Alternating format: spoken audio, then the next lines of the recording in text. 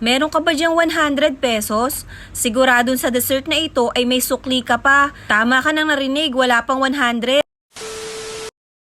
Gagamit nga lang tayo dito ng 3 sachet ng powder milk, Milo, cornstarch, at asukal.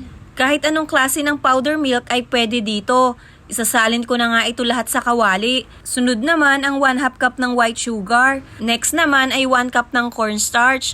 Hindi pa nga pala naka-open ang kalan natin dito 3 baso nga pala ng tubig yung kailangan natin dito. Inuna ko muna nga inilagay dito yung 2 baso ng tubig. Hahaluin ko ito ng bahagya para matunaw yung ating mga dry ingredients. Saka ko naman ilalagay yung 1 baso pa ng tubig.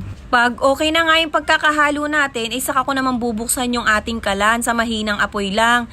Then patuloy lang sa paghalo. Unti-unti nga ay namumuo na yan, kaya wag mong kakalimutang haluin yan kasi masusunog na. Pag ganito na nga yung consistency niya, ay pwede na natin itong hanguin.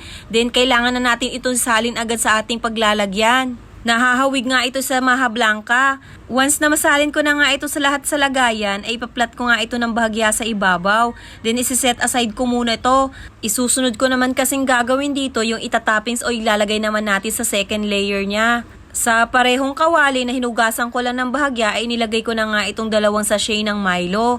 Sunod yung 1 tablespoon ng cornstarch, 2 tablespoon ng sugar, at 1 sachet ng coffee stick. At pinakahuli sa lahat ay yung 1/2 cup ng tubig. Hahaluin ko muna ito hanggang sa matunaw yung ating mga dry ingredients. Saka ko naman bubuksan yung hapoy sa mahina lang din. Patuloy lang din yung paghahalo. Sa paglalagay pala ng kape ay optional lang. Mas masarap lang siya, pampabalanse lang din ang lasa. Pag ganito na yung itsura niya ay okay na ito. At isasalin ko na nga ito dun sa kaninang mixture o kaninang layer na naginawa ko. Ikakalat ko na nga lang pala ito dun sa ibabaw niya. Pag okay na nga at naayos na natin yung pagkakalagay ng last layer natin, ay ilalagay ko na nga ito sa ref. Mas malamig kasi ay mas masarap siyang kainin. Kung may naiisip ka pang mga toppings na pwedeng ilagay sa ibabaw niya, ay pwede ka namang maglagay.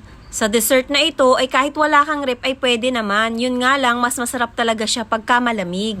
Nilagyan ko na nga lang pala ito ng toppings na Milo din sa ibabaw. Ibubudbud ko lang ito dito.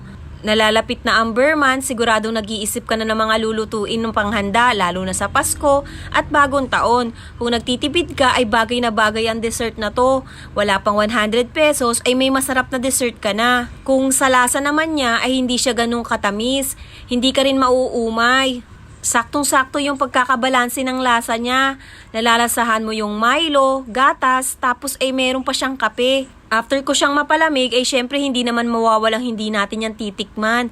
I-try nyo na din, siguradong hindi kayo magsisisi.